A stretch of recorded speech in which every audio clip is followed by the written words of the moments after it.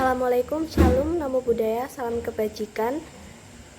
Di sini kami dari kelompok 1 akan mempresentasikan materi dari chapter 14 yang berjudul Foreign Currency Financial Statement. Sebelum masuk ke pembahasan materi, saya akan memperkenalkan anggota kelompok 1 yang terdiri dari Priscilia Octavia Putri dengan NPM akhir 076, Atika Fauzana Bila dengan NPM akhir 126, Dinda Aulia Rosa dengan NPM akhir 141, dan Gabriela Fadaren Roja dengan NPM 152. Tujuan penerjemahan dan konsep mata uang fungsional. Mata uang fungsional suatu entitas adalah mata uang dari lingkungan ekonomi utama di mana entitas tersebut beroperasi. Biasanya mata uang fungsional entitas asing itu adalah mata uang yang diterima dari pelanggannya dan digunakan untuk membayar kewajiban. Dalam analisis akhir, manajemen menetapkan pilihan mata uang fungsional berdasarkan penilaian mereka, termasuk dengan mempertimbangkan faktor-faktor sebelumnya. Mata uang asing adalah mata uang selain mata uang fungsional entitas. Jika mata uang fungsional anak perusahaan Jerman adalah euro, dolar AS adalah mata uang asing bagi anak perusahaan Jerman. Jika mata uang fungsional anak perusahaan Jerman adalah dolar AS, euro adalah mata uang asing bagi anak perusahaan Jerman. Mata uang lokal adalah mata uang negara yang disebutkan. Dengan demikian, dolar Kanada adalah mata uang lokal dari anak perusahaan Kanada dari sebuah perusahaan AS.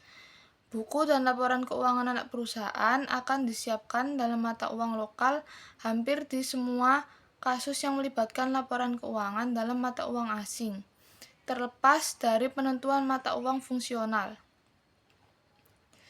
Mata uang pelaporan adalah mata uang di mana laporan keuangan konsolidasi disiapkan.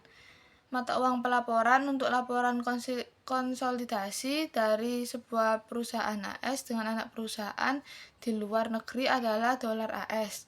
Laporan dalam mata uang asing adalah laporan yang disiapkan dalam mata uang yang bukan merupakan mata uang pelaporan dari perusahaan induk investor AS. Jika mata uang fungsional adalah dolar AS, laporan keuangan luar diukur kembali ke dalam dolar AS menggunakan metode temporal. Jika mata uang fungsional adalah mata uang lokal dari entitas luar negeri, maka laporan keuangan luar negeri diterjemahkan ke dalam dolar AS menggunakan metode kurs pada saat ini. Perusahaan harus memilih metode yang paling mencerminkan sifat operasi luar negerinya. Penerapan konsep mata uang fungsional. Yang pertama ada translation atau terjemahan. Ketika buku entitas asing diselenggarakan dalam mata uang fungsional, laporan akan diterjemahkan ke dalam mata uang entitas pelaporan. Terjemahan melibatkan penyajian ukuran dalam mata uang fungsional ke dalam mata uang pelaporan. Lalu yang kedua yaitu pengukuran ulang. Ketika buku entitas asing tidak disimpan dalam mata uang fungsional, maka laporan keuangan dalam mata uang asing harus diukur ulang ke dalam mata uang fungsional. Jika laporan keuangan dalam mata uang asing itu diukur ke dalam uang fungsional dolar AS, tidak diperlukan penerjemahan karena mata uang pelaporan dari perusahaan induk investor adalah dolar AS.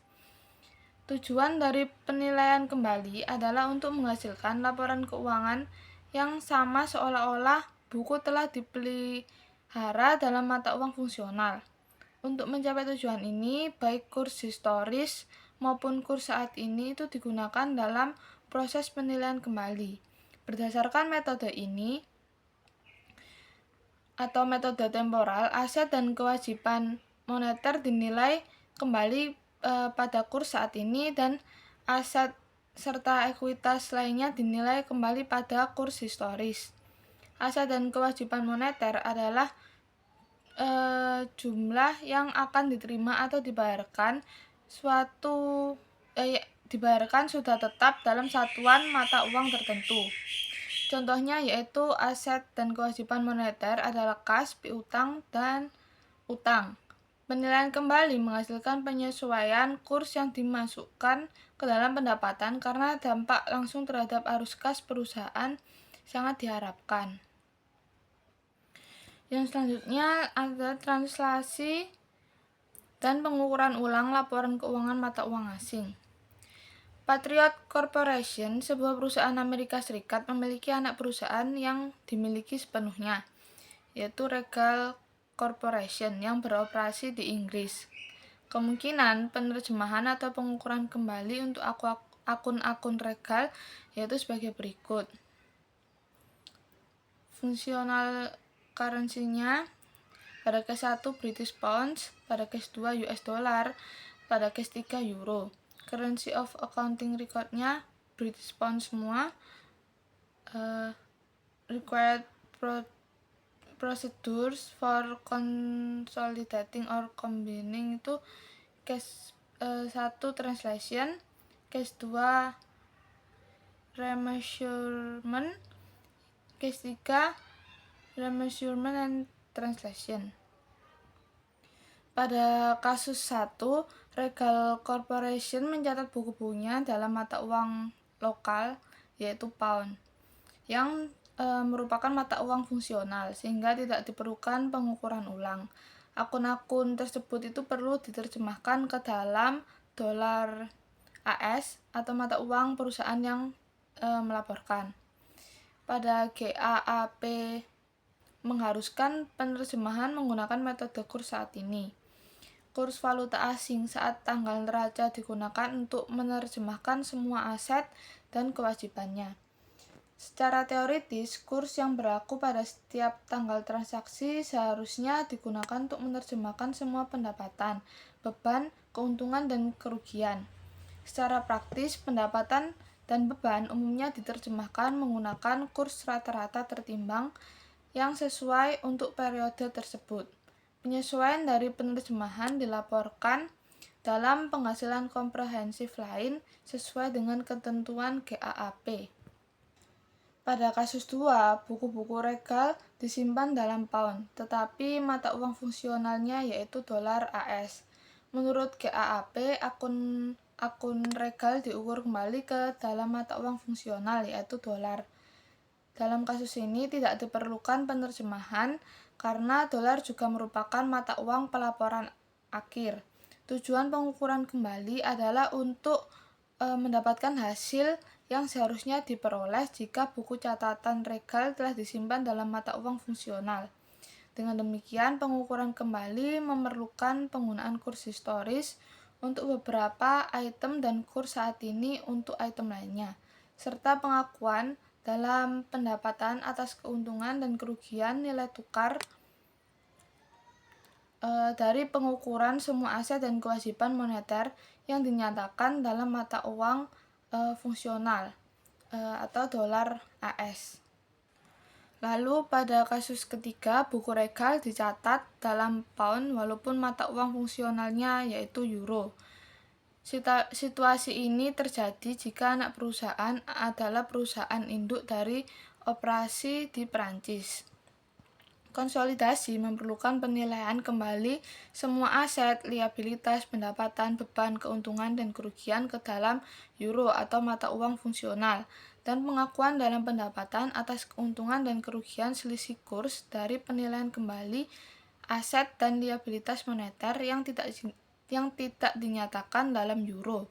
Setelah penilaian kembali selesai dan laporan keuangan Regal dinyatakan dalam euro, laporan diterjemahkan ke dalam dolar AS menggunakan metode kurs saat ini. Penerjemahan dari mata uang fungsional ke mata uang entitas pelapor akan menciptakan penyesuaian penerjemahan, tapi penyesuaian tersebut tidak diakui dalam pendapatan saat ini. Sebaliknya, penyesuaian dilaporkan dalam pendapatan komprehensif lain, dalam ekuitas pemegang saham. Yang selanjutnya ada transaksi mata uang asing antar perusahaan. Transaksi antar perusahaan merupakan transaksi mata uang asing jika menghasilkan saldo piutang atau utang yang dinyatakan dalam mata uang selain mata uang fungsional entitas atau perusahaan induk ataupun juga anak perusahaan. Transaksi mata uang asing antar perusahaan itu semacam ini akan menghasilkan keuntungan dan kerugian selisih kurs yang umumnya dibukukan dalam pendapatan. Pengecualian terjadi ketika transaksi menghasilkan saldo antar perusahaan berupa investasi jangka panjang ketika penyelesaian tidak diharapkan dalam waktu yang dekat. Dalam kasus ini, melaporkan penyesuaian translasi dalam penghasilan komprehensif lain sebagai penyesuaian ekuitas dari translasi. Sebuah transaksi antar perusahaan perlu dianalisis untuk melihat apakah transaksi tersebut itu merupakan transaksi mata uang asing bagi salah satu atau kedua ataupun tidak ada afiliasi. Untuk ilustrasinya, misalnya perusahaan induk di AS meminjam $1.600.000 atau 1 juta pound dari anak perusahaannya di Inggris. Analisis berikut menunjukkan bahwa baik perusahaan induk maupun anak perusahaan akan memiliki transaksi mata uang asing jika mata uang lokal anak perusahaan atau pound adalah mata uang fungsional.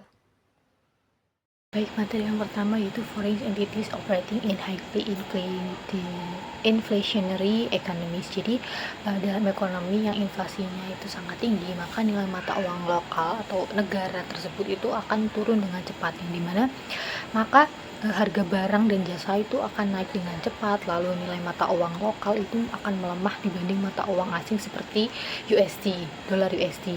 Lalu 1 unit uang lokal hari ini tuh bisa jauh lebih rendah nilainya dibanding beberapa bulan sebelumnya, sehingga FASB itu menyadari penggunaan metode current rate itu bisa memunculkan masalah seperti selisih kurs sangat besar dan fluktuatif, lalu menyebabkan angka laporan keuangan itu terdistorsi, dan selisih kurs biasanya itu masuk ke OCI. Nah, sehingga ada solusi untuk entitas yang berada di negara dengan inflasi yang tinggi itu. Yang pertama yaitu menggunakan USD sebagai mata uang fungsional, lalu melakukan pengukuran ulang laporan keuangannya ke USD, dan selisih kurs itu langsung dicatat ke laba rugi, bukan ke OCI. Tujuannya ini untuk mencerminkan dampak hiperinflasi secara realistis dalam laporan konsolidasi. Nah, GAAP itu mendefinisikan ekonomi yang sangat inflasi itu sebagai ekonomi dengan tingkat inflasi kumulatif 3 tahun sebesar 100% atau lebih. Pertimbangan negara asing dengan data inflasi untuk periode 3 tahun sebagai berikut. Nah, ini contohnya, misal 1 Januari indeksnya 120, 1 Januari 2017 indeksnya 150, change in indeksnya 30, dan annual rate inflasinya yaitu 30 dibagi 120 atau 25%. Lalu tahun 2018 indeksnya 210, annual rate inflationnya yaitu 40%. 2019 indeksnya 250, lalu annual rate-nya yaitu 19%. Nah, tingkat inflasi 3 tahun itu yang dicontoh itu adalah 108,3% yang diambil dari 250 dikurangi 120, lalu hasilnya dibagi sama 120, bukan 84% yang dari mana dihitung 25% tambah 40 tambah 19%. Nah, tingkat inflasi 3 tahun dalam contoh tersebut itu melebihi 100%, sehingga kriteria untuk mengidentifikasi mata uang fungsional itu diabaikan, dan dolar USD, mata uang fungsional entitas pelapor, menjadi mata uang fungsional untuk tujuan menyusun laporan keuangan konsolidasi. Selanjutnya yaitu business combination. Jadi aset dan liabilitas entitas asing itu akan dikonversikan ke USD menggunakan kurs valuta asing yang berlaku pada tanggal penggabungan usaha. Nah, aset dan liabilitas yang dapat diidentifikasi dari operasi asing disesuaikan dengan nilai wajar dalam mata uang lokal dan dikonversi menggunakan kurs valuta asing yang berlaku pada tanggal penggabungan usaha. Nah, perbedaan antara nilai wajar investasi dan aset bersih yang diperoleh setelah dikonversi diakui sebagai goodwill atau sebagai pembelian dengan harga murah sesuai dengan ketentuan GAAP. Di sini ada perbedaan nilai wajar atau nilai buku. Jadi ketika buku entitas asing itu disusun dalam mata uang fungsional, kelebihan nilai wajar atas nilai buku yang peroleh itu akan dialokasikan ke aset, liabilitas, dan goodwill dalam LCU, dan kemudian dikonversi menggunakan kurs valuta asing saat ini dengan metode kurs saat ini. Yang kedua ada non-controlling interest, jadi perhitungan jumlah kepentingan minoritas dalam anak perusahaan asing harus didasarkan pada laporan keuangan anak perusahaan yang telah dikonversi atau diukur ulang, disesuaikan dengan perbedaan nilai wajar atau nilai buku. Demikian pula laporan keuangan entitas investasi asing harus dikonversi atau diukur ulang sebelum metode ekuitas diterapkan. Nah, di sini ada contoh ilustrasi yang dimana Path Corporation itu merupakan perusahaan Amerika Serikat membayar $525.000 tunai untuk mengakuisisi seluruh saham perusahaan Inggris Star Company ketika nilai buku aset bersih Star sama dengan nilai wajar. Nah, penggabungan usaha ini terjadi pada tanggal 31 Desember 2016 ketika kurs tukar pound sterling Inggris adalah $1,5. Aset dan ekuitas Star pada saat akuisisi pada tanggal 31 Desember 2016 itu adalah sebagai berikut yang di gambarnya ini. Lalu selama tahun 2017 nilai tukar pound Inggris melemah terhadap dolar USD sehingga nilai tukar akhir tahun menjadi $1,4. Rata-rata nilai tukar untuk tahun 2017 yaitu $1,45. Saat Star membayar dividen sebesar 30.000 pound pada tanggal 1 Desember 2017 saat nilai tukarnya yaitu $1,42. Lalu terjadi intercompany transaksi yang dimana transaksi antar perusahaan itu ada pinjaman tanpa bunga sebesar $84.000 USD atau 56.000 pound yang diberikan oleh Star kepada Path pada tanggal 4 Januari 2017 saat kurs valuta asing masih $1,5 USD. Nah, pinjaman tersebut denominasinya yaitu dalam dolar USD, yang dimana mengasumsikan bahwa mata uang fungsional Star ditentukan sebagai pound sterling.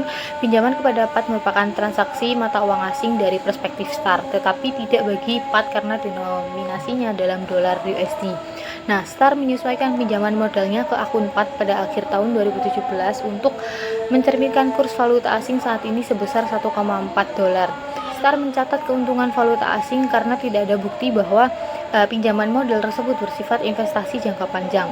Jurnal pada buku besar Star adalah sebagai berikut: Advance to Path 4.000 dan Exchange Gain yaitu 4.000. Ini untuk mengadjust receivable denominate in dollar. Jadi ini 84.000 dibagi 1,4 dikurangi 56.000 per books.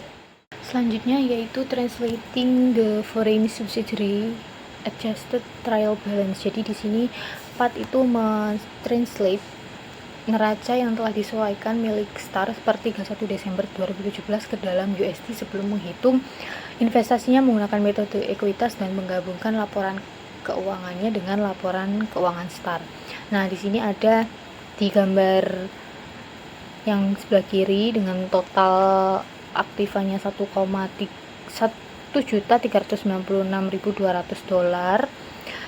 dengan total pasifanya juga sama. Lalu setelah semua item laporan keuangan diterjemahkan ke dalam dolar, maka saldo debit dan kredit pada neraca tersebut dijumlahkan dan jumlah yang diperlukan untuk menyeimbangkan debit dan kredit dimasukkan sebagai penyesuaian ekuitas akibat translating itu, dan termasuk dalam pendapatan komprehensif lainnya laporan keuangan yang telah di translating dari entitas anak tersebut diilustrasikan di dua gambar yang ini, yaitu ada income and retained statement dan balance sheet, yang dimana retained earning di tanggal 31 Desember 2017 sebesar $154.200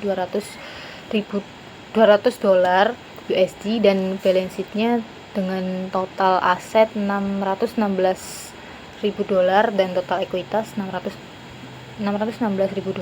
Selanjutnya yaitu memasuki equity method of accounting. Jadi di sini Path mencatat investasi di Star dengan nilai wajar sebesar $525.000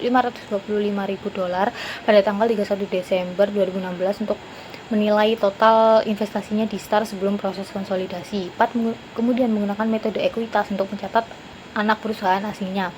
Lalu laporan keuangan yang telah dikonversi dari Star digunakan oleh Path saat menerapkan metode ekuitas, sehingga entry untuk mencatat penerimaan dividen sebesar 30.000 pound atau $42.600 USD dari Star pada tanggal 1 Desember 2017 sebagai berikut, yaitu cash pada investment Instar sebesar $42.600 USD.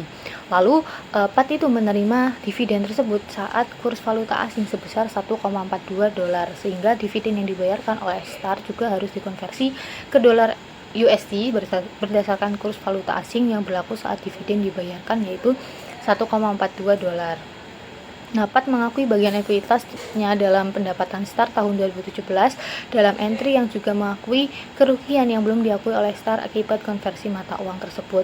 Maka entry untuk tahun 2017-nya adalah sebagai berikut, yaitu investment in Star sebesar 93.200, other comprehensive income yaitu equity adjustment on translation sebesar 28.600 dengan kreditnya yaitu income from Star sebesar 121.800. Selanjutnya di sini ada ilustrasi ketika excess fair value-nya itu melebihi of book value sehingga dialokasikan ke identifiable asset and liabilities dengan amortisasi patennya.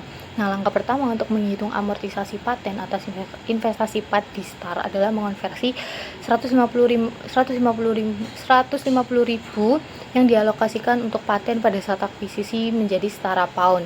Karena kurs tukar pada 31 Desember 2016 tanggal akuisisi adalah 1,5, maka setara pound yaitu dari $150.000 adalah 100.000 pound.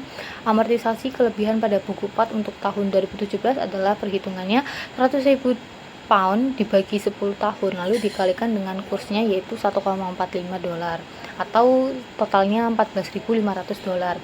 Nah, amortisasi paten untuk tahun 2017 dicatat pada buku PAT sebagai berikut, yaitu jurnalnya income from Star 14.500, lalu OC equity adjustment from translation 9.500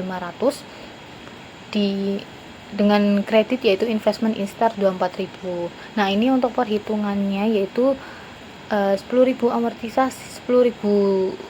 pound amortisasi dikalikan sama 1,4 kurs selisih dari kurs yaitu 1,45 dikurangi 1,5 sehingga hasilnya 500. Lalu 90.000 pound amortisasi patennya karena kan tadi itunya 100.000 maka sisanya 90.000 dikalikan 1,4 dikurangi 1,5 sehingga 9.000 sehingga total equity adjustmentnya yaitu 9.500. Lalu di sini ada investment in foreign subsidiary.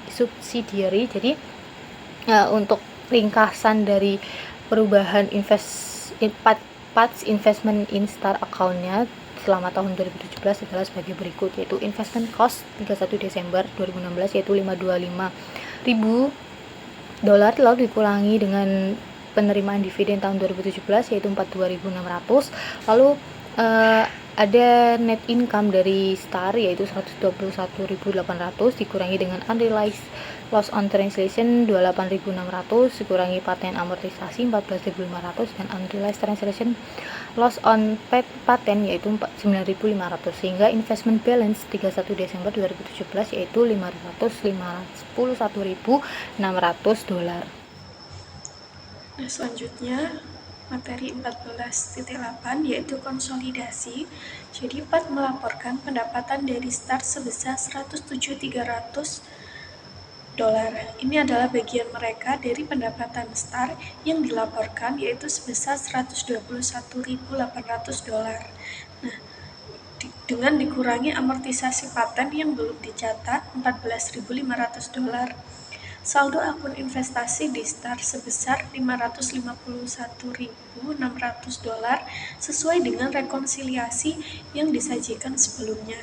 PAT juga memiliki saldo penyesuaian ekuitas sebesar $38.100 yang sama dengan penyesuaian ekuitas Star sebesar $28.600 yang dicatat oleh PAT saat menerapkan metode ekuitas untuk mengakui investasinya di Star dan juga termasuk dalam laporan keuangan Star yang diterjemahkan. Sisanya penyesuaian ekuitas sebesar $9.500 terkait dengan paten yang belum dicatat oleh PAT. Nah, untuk entry kertas kerja yang pertama yaitu income from Star $107.300 pada dividen $42.600 dan investment in STAR $64.700. Selanjutnya, entry B mengeliminasi saldo ekuitas timbal balik dan investasi pada jumlah awal periode dan memasukkan saldo paten awal periode. Jurnalnya retained earning STAR 75.000, kemudian capital stock STAR 300.000, lalu paten 150.000, pada investment in STAR $525.000. Selanjutnya, entry C ini menyesuaikan akun investasi di STAR untuk kerugian translasi yang belum direalisasi, menghapus kerugian translasi yang belum direalisasi untuk paten, dan menghapus akun ekuitas pemegang saham STAR yang tersisa. Nah, jurnalnya investment in STAR 38.100, pada paten 9.500, dan other comprehensive income equity adjustment from translation STAR yaitu 28.600. Nah, entry kertas kerja D yaitu memasukkan beban amortisasi paten saat ini yaitu €10.000 dikali dengan kurs rata-rata $1,45 dan mengurangi paten menjadi $126.000. Jumlah yang belum diamortisasi pada akhir tahun yaitu €90.000 dikali dengan kurs $1,4. Nah, di bawah metode kurs saat ini, perubahan dalam akun laba komprehensif lain yang diakumulasikan dari awal hingga akhir tahun mencerminkan perubahan jumlah dolar dari investasi dalam aset bersih perusahaan selama tahun tersebut akibat perubahan nilai tukar. Saldo dalam akun pendapatan komprehensif lain yang terakumulasi yang mewakili jumlah yang diperlukan untuk menyumbangkan lembar kerja anak perusahaan yang diterjemahkan adalah pendapatan komprehensif lain atau AOC yang terakumulasi pada awal periode ditambah perubahan dalam akun tersebut yang dihasilkan dari perubahan nilai tukar selama tahun berjalan. Untuk mendapatkan pemahaman yang lebih baik tentang apa yang diwakili oleh perubahan saldo akun pendapatan komprehensif lain yang terakumulasi, perubahan tersebut dihitung secara langsung untuk STAR. Jadi saldo awal laba komprehensif lain STAR yaitu kerugian translasi kenaikan AOC sebesar 28.600. Jadi ending AOC-nya yaitu 28.600. Nah, dampak perubahan nilai tukar terhadap nilai buku aset bersih STAR itu ditunjukkan di tabel, yaitu book value of beginning, net asset, kemudian ada net income, dividend, effect of exchange rates, change on net asset, dan juga change in exchange rates. Nah, dalam basis konsolidasi perubahan pada akun AOC adalah kerugian sebesar $38.100, kerugian $9.500 yang melebihi $28.600 yang dihitung di sini disebabkan oleh perubahan nilai akun paten yang belum diamortisasi selama tahun tersebut. Paten ini tidak dicatat di buku STAR, tetapi di sini merupakan bagian dari akun investasi di STAR menurut buku PAT. Selanjutnya, ilustrasi remeasurement. Jadi, aset, liabilitas, dan ekuitas pemegang saham STAR pada saat akuisisi pada 31 Desember 2016 semuanya diukur kembali menggunakan kurs $1,5 yang berlaku pada tanggal tersebut. Pengukuran kembali saat akuisisi sama persis dengan translasi saat akuisisi. Biaya investasi sebesar $525.000 yang dikeluarkan PAT atas $375.000 aset bersih yang diperoleh di STAR menghasilkan $150.000 yang dialokasikan untuk paten. Tidak seperti translasi di bawah, prosedur pengukuran kembali nilai paten tidak disesuaikan untuk perubahan kurs berikutnya. Akibatnya, amortisasi paten tahunan selama periode 10 tahun adalah $15.000. Nah,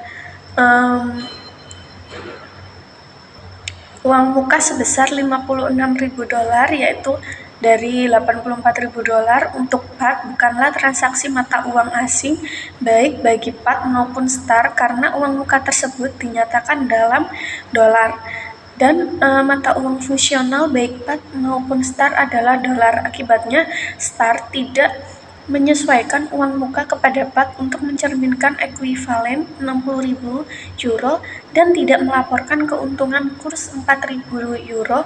Sebagai gantinya, uang muka €56.000 kepada PAT diukur kembali pada jumlah timbal balik $84.000 dalam catatan PAT.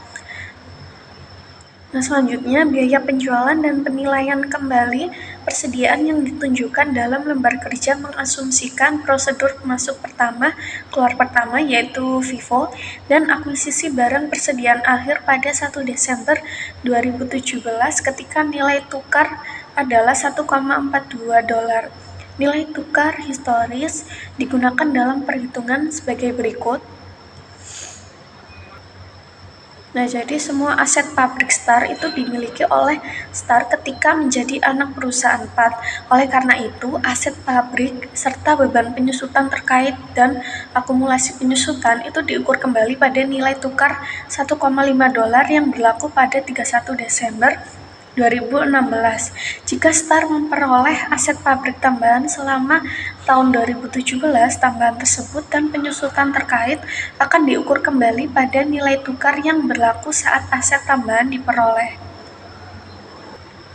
Nah, jadi berdasarkan GAAP ISC 830, biaya diukur ulang pada kurs rata-rata selama periode tersebut jika berkaitan dengan item moneter yaitu kas, piutang, dan utang, dan juga pada kurs historis jika mereka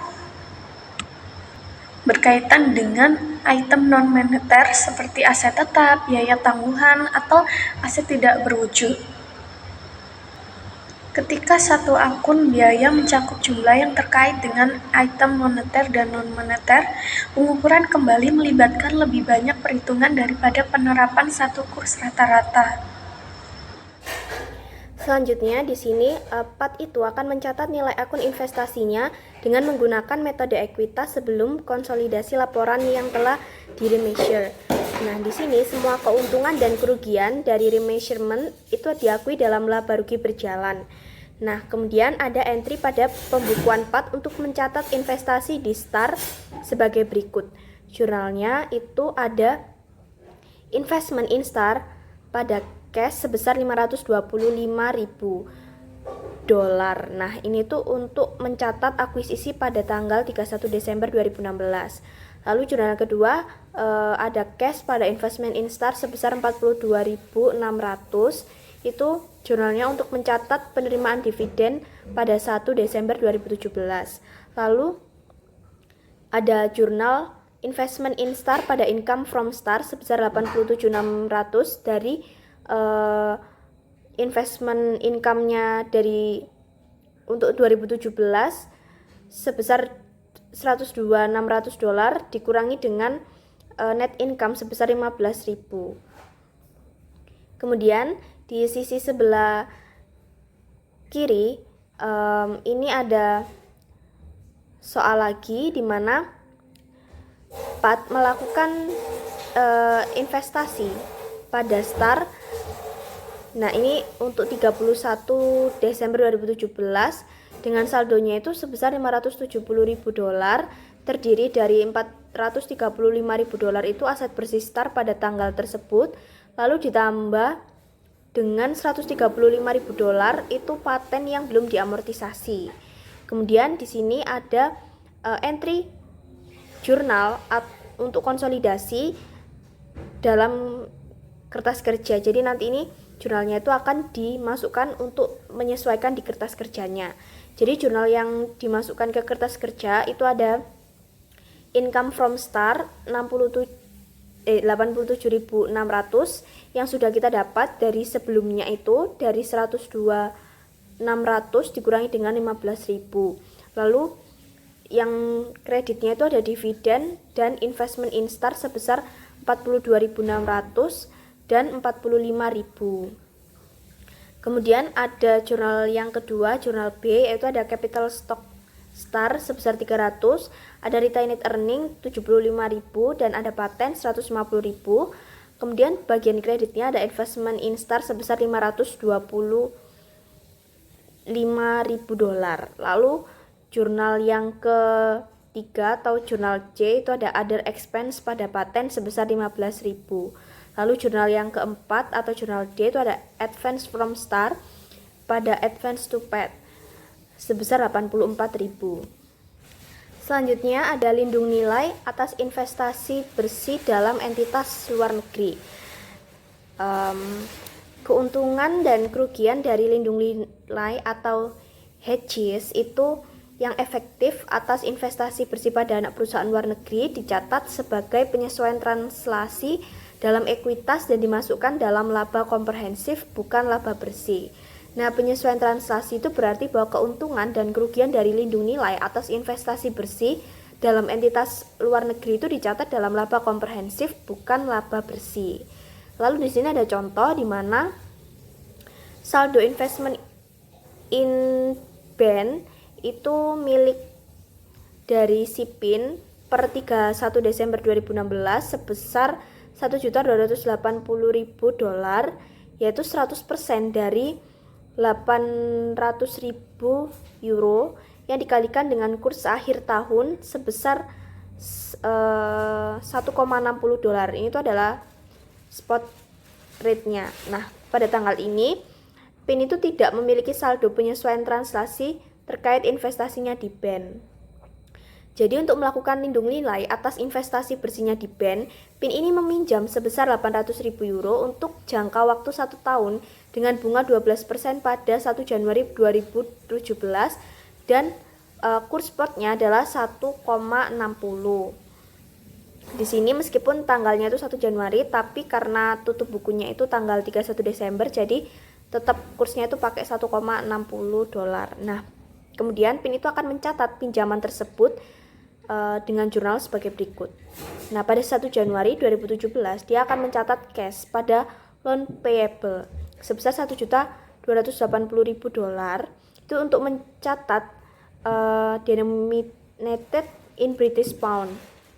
Lalu pada 1 November 2017 BAN itu mendeklarasikan dan membayar sebesar 40.000 euro dividen. Kemudian PIN itu akan mencatat penerimaan dari dividen pada spot rate-nya itu 1,75 dolar di tanggal 1 November 2017 itu.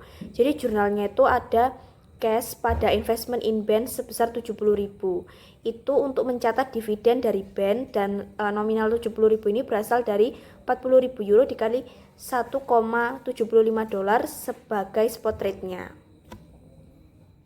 Selanjutnya di sini ada contoh soal di mana tahun 2017 BAN itu melaporkan laba bersih sebesar 160.000. Nah, kurs rata-rata tertimbang yang digunakan untuk translasi pos pendapatan dan beban BAN selama tahun tersebut itu 1,70 dolar, sedangkan kurs pada tanggal 31 Desember itu adalah 1,80. Kemudian perubahan dalam aset bersih BAN itu disajikan dalam ringkasan seperti berikut. Itu ada jurnal-jurnalnya di mana pada 31 Desember 2017 jurnal yang dicatat oleh PIN itu adalah investasi di BAN, kemudian kreditnya ada pendapatan dari BAN dan pendapatan komprehensif lainnya. Nah, jurnal ini itu untuk mencatat 100% bagian pendapatan BAN, di mana ada 160.000 dikalikan dengan 1,70 itu dari kurs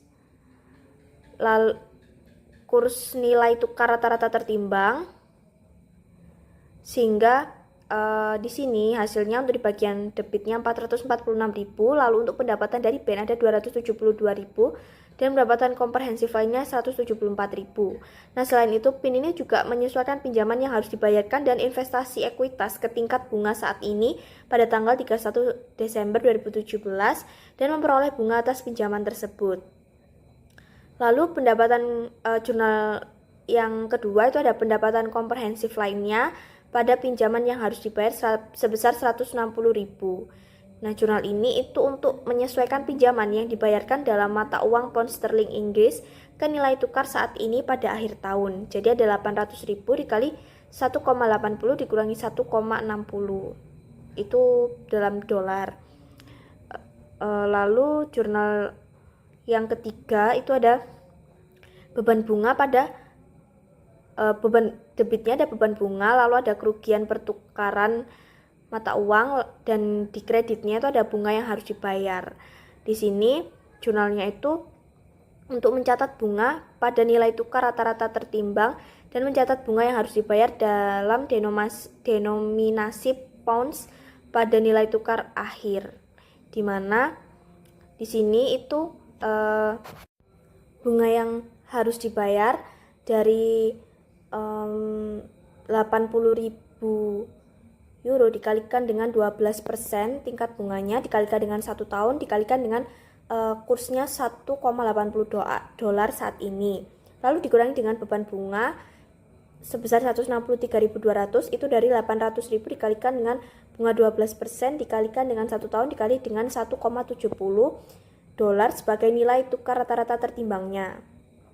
Sehingga dapat ditotal di sini terdapat kerugian pertukaran sebesar 9.600, itu dari 172.800 dikurangi dengan 163.200.